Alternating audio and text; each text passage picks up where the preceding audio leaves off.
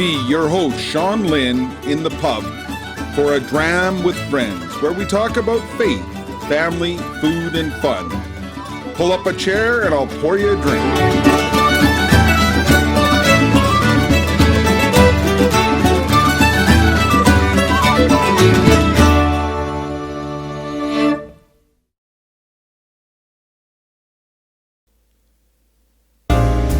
Episode 15.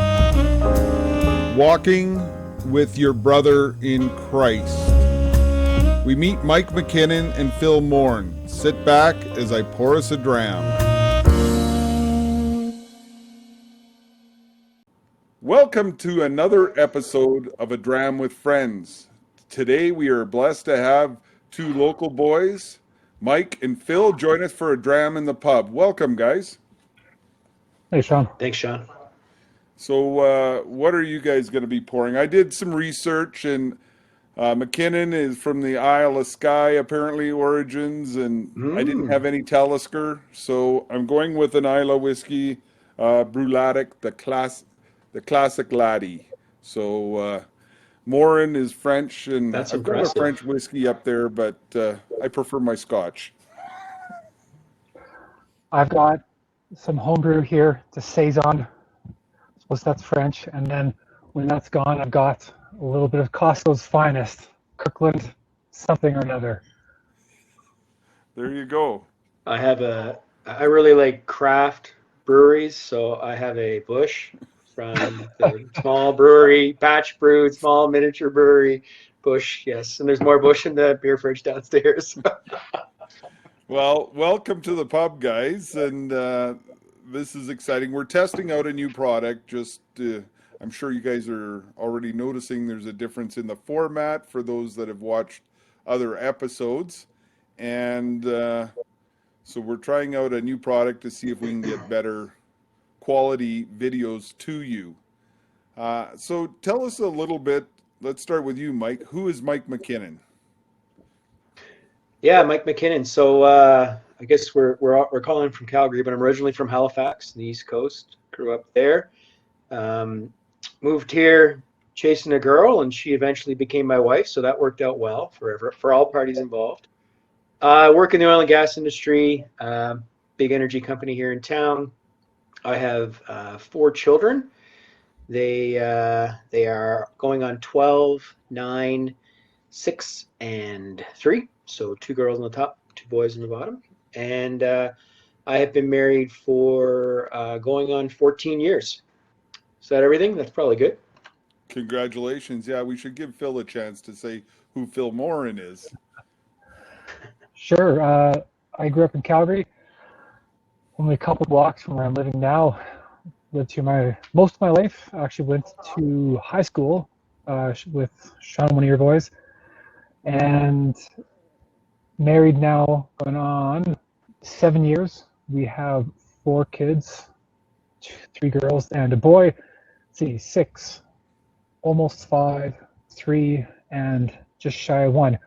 I'm an engineer with Canadian Natural, oil and gas as well, and it's kind of close notes. Thanks. Yeah, that's Tim you're probably talking about. You went to school with Tim, and he's married as well, and they're expecting their 4th child next month. So actually, when this comes out, they'll probably be having a baby right around the time. So at least he'll have some entertainment while he's waiting for the baby to come. So you guys are longtime supporters of the God Squad conference, and Mike, you and I had breakfast after our 2017 conference because you had an idea. What was that? Yeah, 2017 conference. Steve Wood was speaking at the 2017 conference, and is it Damian Lewis who was one of the speakers that year? Damien Owens? Damon Owens. Damon Owens. That was close. Obviously, you didn't. That year's conference, because I interviewed him a couple weeks ago. Well, I was going to say you did a podcast with him recently. I just couldn't remember his name. Yeah, no, I did see that.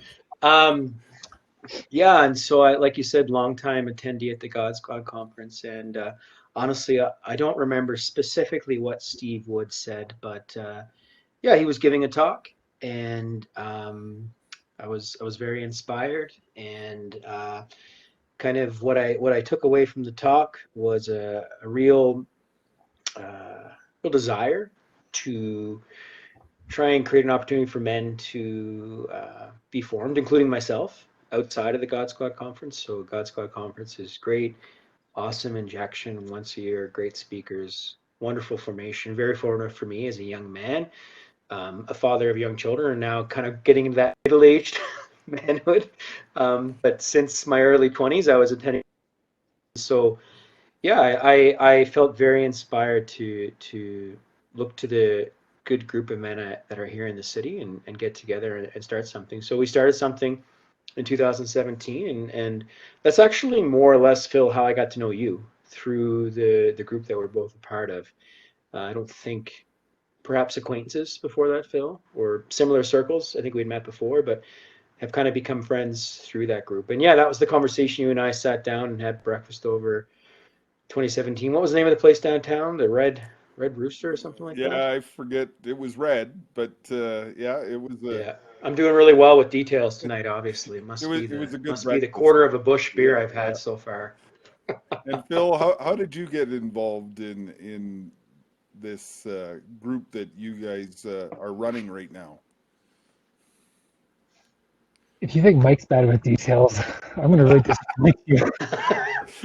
Okay, Um, now we I understand why you guys aren't police officers.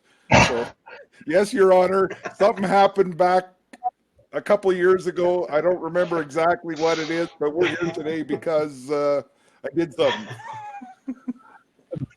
I'm trying to remember. I think, well, I remember Mike talking about setting something up, and I don't remember how I got plugged into it. But clearly, someone invited me to it, and I was interested enough to throw my throw my name in. And kind of from day one, I've been actively participating or attending. At the beginning, Mike was generous enough. I shouldn't say Mike, Angela, Mike's wife, was generous enough to host a group of guys at their place. And then about last year, Mike and I started switching up the hostings between Mike was in kind of the deep south, I'm in the beautiful northwest, and so we alternate back and forth. And yeah, it's been an experience for me. It's been a lot of fun. A lot of fun getting together with guys, studying something that helps us grow as husbands and as fathers, as men. And yeah, I've enjoyed it enough. I've been getting enough out of it to hang in there. It's been great. And Well, Sean, now that I know you're asking for details, I'm looking for all my notes on the group and stuff. So I didn't realize it was such a. I feel like we're being interrogated by the chief detective of something or other with CPS. Yeah, so the men's group, it has a name and there's a bit of a story. So I like to keep things simple, just simple and practical. And so like, why do we need a name? We don't need a name. We're just guys getting together. We drink beer. We are formed. We read good books, listen to good talks. We don't need a name. But then some of the smart Alex in the group started calling it our book club, and they just consistently referred to it as book club this, book club that.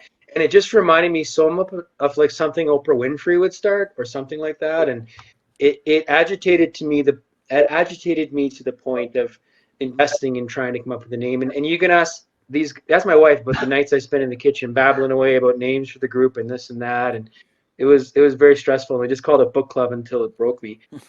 And so the name of the group is Repairs of the Breach. It's been named that for probably about a year and a half, and it's from a passage in the book of Isaiah, but it's also um, I don't know if a play would be right, but a bit of a play on Into the Breach, the apostolic exhortation from the bishop or archbishop of Phoenix, a letter to men. And so yeah, the group's called Repairs the Breach, and in the spring we'll have been meeting for 3 and yeah, there's a lot of material we've gone through in 3 years, and I think for some guys who are not of the philosophical or theological nature, it's been uh, it's been a good stretch for me. It's been a good stretch for guys like me. Some of the guys it's been their favorite stuff, all the philosophy and theology. But we try and balance, I'll call it the more practical, day-to-day fatherhood,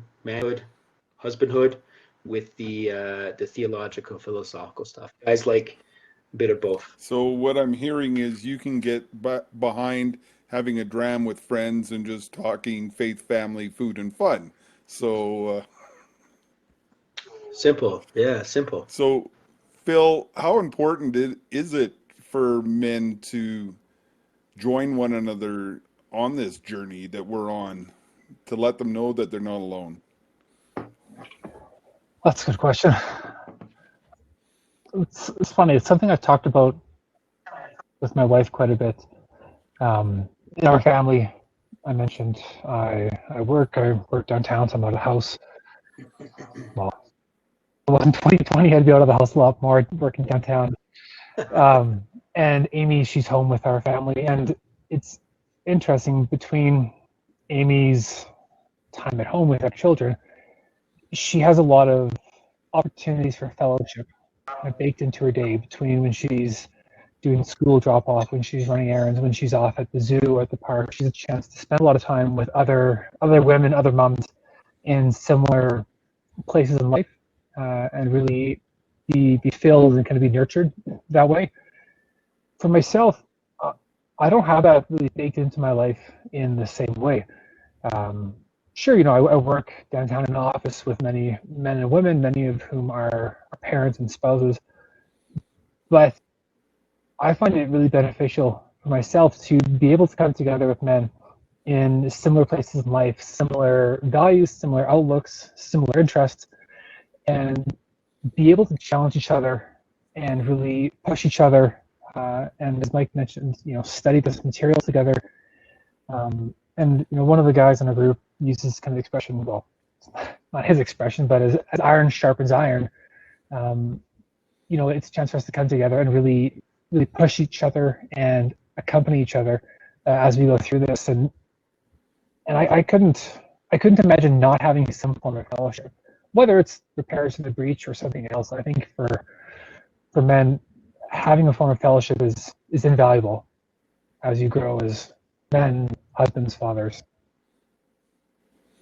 And I can't agree more. I've found myself in the last year leaning on those around me. As you know, I ride with a group of guys in the summer, and I've got the core of the God Squad team, where I remember I worked with Youth at Risk, and I got a call. One of them was in the hospital near death. Christmas Eve, went and saw him, and he died that evening. And then another one had been shot at New Year's, and I was thinking I should go visit him. He was in hospital, and then I'm driving into the high school where I work, 7 o'clock in the morning or 7:30 in the morning, and on the news they say he passed away, and it was like a kick in the gut. And being able to call on your guys to pray for you and just be there, like, well, you guys know Jeff Cavins, and so Jeff Cavins, a bishop, a priest, and all these guys that are praying for you, they got your back. It's so important to have that support system, to know that you got somebody that you can talk to, or somebody that that shares the faith with you. So I am extremely proud of what you guys have done, because I think we were doing the consecration to St. Joseph, and you guys had close to 40 guys in your group, didn't you, doing it? Yeah, we had almost 40. That was a really neat thing. That was almost kind of outsider repairs of the breach. Like, repairs of the breach is specifically for married men. If you're not married, can't come. So you gotta get engaged, get married, and then you're allowed in the club. That's the rule. But now there's a reason why it's not for single men. But the consecration of Saint Joseph, we did with university students. So a bunch of young guys from the two universities in the city here. a number of priests, and a bunch of guys that aren't actually, I would say, they don't attend Repairs the Breach, and regulars, I guess. But yeah, that was really cool. 38. Sean, one thing I was going to say, a comment to you or a question for Phil before, like, I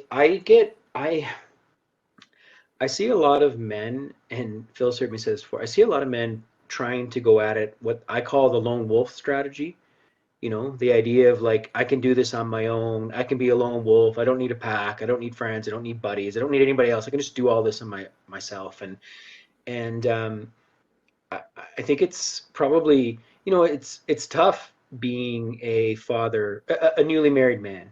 That's a new thing for most guys. It's hard. It's different, right? And like your wife isn't like your high school or university buddies, and it's wow, this is different. Then being a new dad, like, oh, I have kids. I can't just play hockey every night. What's going on? I don't understand. What do you mean I have to turn off the Xbox and help you? Can't I just ignore all that? Like keep going like I was 25? Those are big adjustments for guys. Those are big adjustments for me.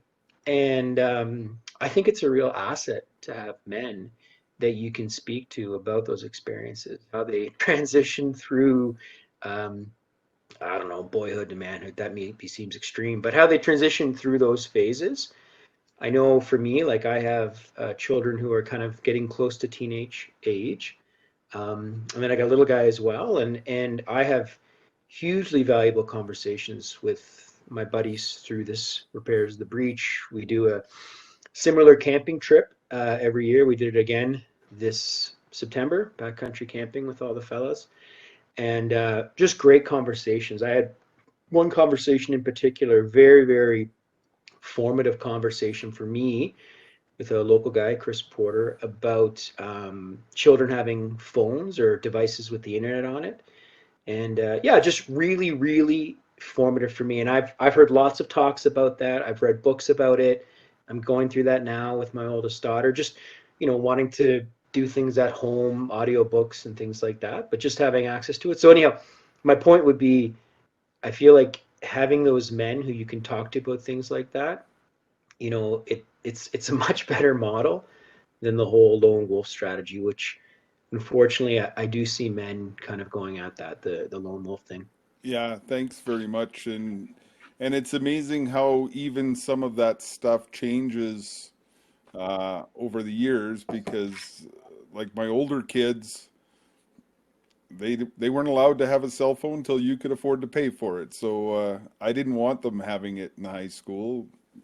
Phil knows my son Tim, who probably was the only kid in high school that didn't have one, and then but as Phil, did you have a phone in high school?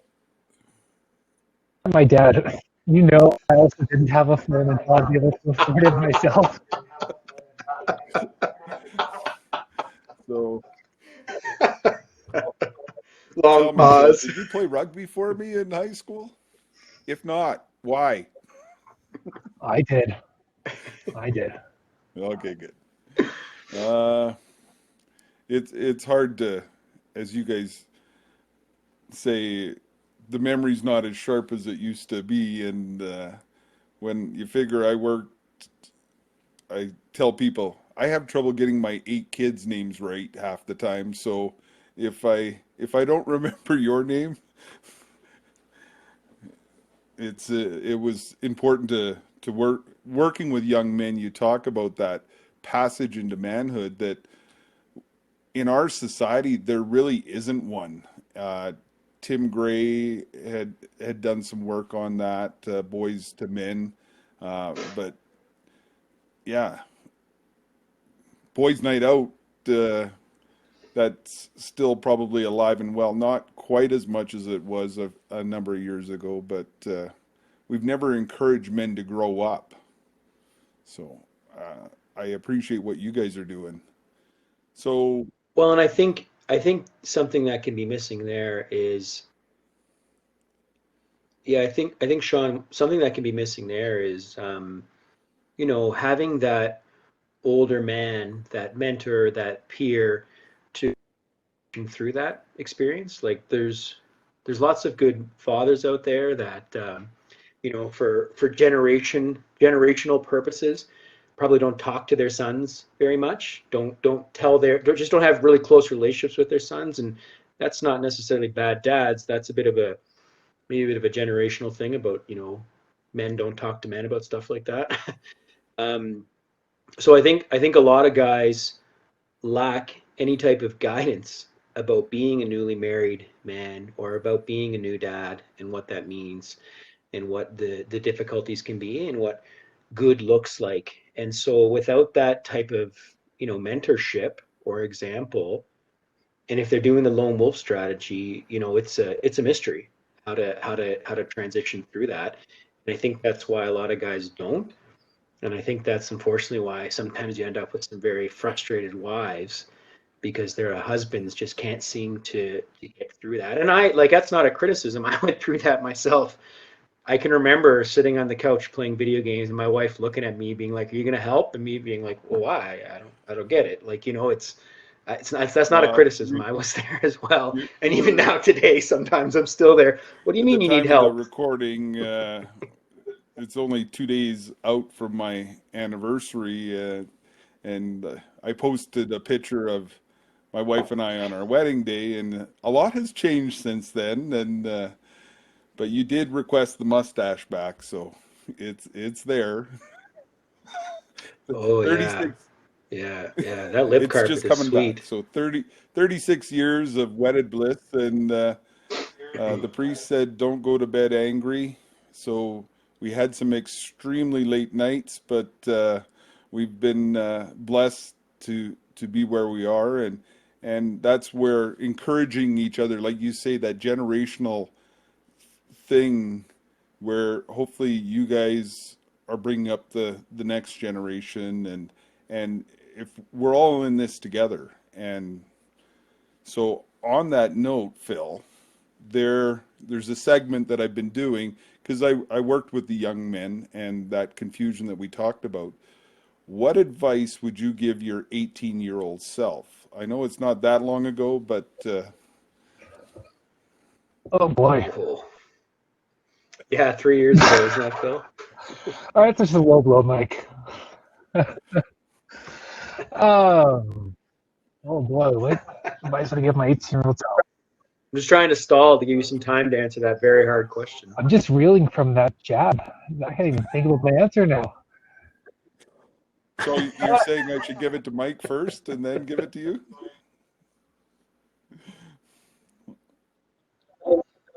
Sean, I'll tell you a real quick story while Okay. Phil thinks about that. So you mentioned your wedding anniversary. I'll bail Phil out here. You mentioned your wedding anniversary. So every year, Todd Meyer, guy in the city here, he organizes these dinners. It's called the Good Old Boys. And so this is an exclusive club again. You have to be male and you have to be at least 30 to come. So Phil, I don't think have you come before? Maybe to one. Anyhow, for many years I went before Phil was able to join us, but it's over 30. So one year they picked the date, and I told all the guys over email, "Yeah, I'm going to be there for sure. I know the date perfect. I'm free, totally free. That's awesome." So that afternoon, I'm at home, or that evening I'm at home. I said to my wife, "Okay, I gotta go up. It's good old boys dinner. I'm taking off for the evening. I'll be back." She kind of looks at me all confused. She says, I didn't expect us to do too much, but I thought we'd at least spend the evening together on our wedding anniversary. Oh, Mike. Oh yeah. So the guys had fun with that. They don't So, let me live so that down men, when what when you're I forgot seeing their here is anniversary to brothers the good taking old care of boys. brothers. Phil was struggling a bit. Mike was ready Yeah. to throw himself in front of the firing line. Like, it doesn't get any better than this. Phil, are you ready? You know what the worst thing is with this goofy good old boys is this year I finally cracked the threshold, and flipping COVID canceled everything. I couldn't even go to this stupid club. I was irate with my penance. Um, if I had to give a piece of advice to my 18-year-old self, I don't know, nothing fancy. I'd say just pursue what you feel called to, and and keep doing the hard things. Like there's an aversion to things that are difficult, things that are challenging, desire for comfort, and no one's immune to that, myself included. And I'm fortunate to have the example in my family from my parents. I think particularly my father, of being a man who did the right thing and did the hard thing, and often those two things were the same thing. And just to encourage myself to follow those steps, follow those footsteps. And that's something I think I've come to appreciate more. As I'm not going to not call myself a young man, because Mike will call me out on that. But it's something I've come to appreciate, the value in difficulty, in challenge, in strife and struggle, and to face it head on and face it with courage rather than trying to run from it. I think that's what I'd give myself. Thank you, Phil. Mike, what advice would you give your 18-year-old self? Well, Phil's was very deep. Mine is not as deep. So I think of myself at 18. I think about most 18-year-old guys, and I immediately think to girls, and probably should think to the priesthood, but I probably just think to girls. And I think like, as an 18-year-old guy, I think when you're thinking about girls, thinking about the nice formed women out there that you actually believe would make you a better man and would be a good fit for the type of family you're looking at. And are you even on the like getting married family radar? I think at 18 things are pretty raging. If you ask me, my advice for my 21-year-old self would be different, but at 18 I think it's going to be about girls. And I would say really think long and hard about the girls you're pursuing and the relationships you're pursuing, and are they good for you? Are they making you a better man? Are they making you a good for her? Are you good for her? Kind of thing like that. And I would say, like, Father Castino would be upset if I didn't say this, but I think at 18, like, hopefully you're mature enough, and I'll admit I was not, but it would be nice to think that you were thinking about the priesthood. I think before you go headlong into relationships in your early 20s, it's nice to give the priesthood an actual serious thought and discernment while you're not in a relationship with a girl. So yeah, if you ask me 21, 25, it'd be different advice, but at 18, be think about finding good girls, right Thanks, girls. Mike. So, Phil, Jeff Cavins talks about having a posse. So I've started asking my guests, who is your favorite saint and why? Mike, do you have any more embarrassing stories? No, Well, I was going I'm to say, kidding. I'm Phil, do kidding. you have, I think, If I had to pick favorite saint, you know what? It's easy answer for me. It'd be Saint Joseph. Just as a man, a father, someone who objectively was the least holy person in his family. I really value the example Saint Joseph sets for us, particularly in the hidden life that he led. We don't hear a single word from Saint Joseph through the entire Gospels. You think this guy is Jesus' earthly father? He can at least get a single word, but no, he doesn't get a single word in the entire Gospels. And yet we know that he was a just man. He was a man of virtue. He did the right thing. He led his family to Egypt. He worked his hard manual labor, and the example that he sets, both in terms of family life, spiritual life, professional life, is one that I can look up to and appreciate, and it inspires me. It gives me guidance and direction, and two, yeah, I mean, his intercession has been very evident in our family and our lives. So that'd be my pick. Mike, you can also pick it. I won't call you a copycat if you also want. yeah, I was like, really, Phil? Really? You're going to take St. Joseph, make me go outside of that? So I would say, yeah, hopefully not too cliche, but like Blessed Pure Giorgio Prasadi. He's definitely like a guy that has been very close to my heart and kind of an inspiration in terms, especially as a young university man. That's a while ago for me, but and the reason being, like very holy, very devout, but love to have fun, love to enjoy life, love to get together with friends, party, get out and do things. And that would be me. Like I really enjoy, yeah, having fun, getting together with friends, getting outside, things like that. The other would be maybe a little bit more unique would be St. John the Baptist. And I think just because he was um, just so radical and kind of extreme in terms of his proclamation and his fierceness and his boldness and even just kind of his like toughness, live in the desert, eat lotus honey, stuff like that. Like just a real kind of, I probably don't, you probably don't swear on podcasts, so I won't say that word, but tough guy, tough guy. I was going to say Yeah, BA because and the acronym is BA. Real He's full tough of guy. machismo, Mike. yes, yes. But Machismo. he That's a had word no I often strong use. drink, Machismo. so that no, I'm a through and through St. Joseph guy like you, Phil. He's been walking with me for a long time, so I really appreciate you guys joining us on this webcast, podcast, wherever it ends up. Well, I know it's going to be on YouTube and heroicmen.com. That's heroicmen.com. So, did you know that whiskey in the Gaelic originally is Ishkabaha, which is water of life? And my prayer for you two is that you continue to lead men to the true water of life as we enjoy a wee dram. Thanks for joining us on A Dram with Friends. Please consider sharing this with everybody you know, liking it, subscribing, and go to Heroic Men. They've got lots of great material on there, and including the search, which is a good one for you guys to study. All right. Talk to you later. Hey, Sean. Thanks, Sean. I hope you have enjoyed this episode of A Dram with Friends. Please send us feedback at adram@godsquad.ca or go to godsquad.ca to support our initiatives.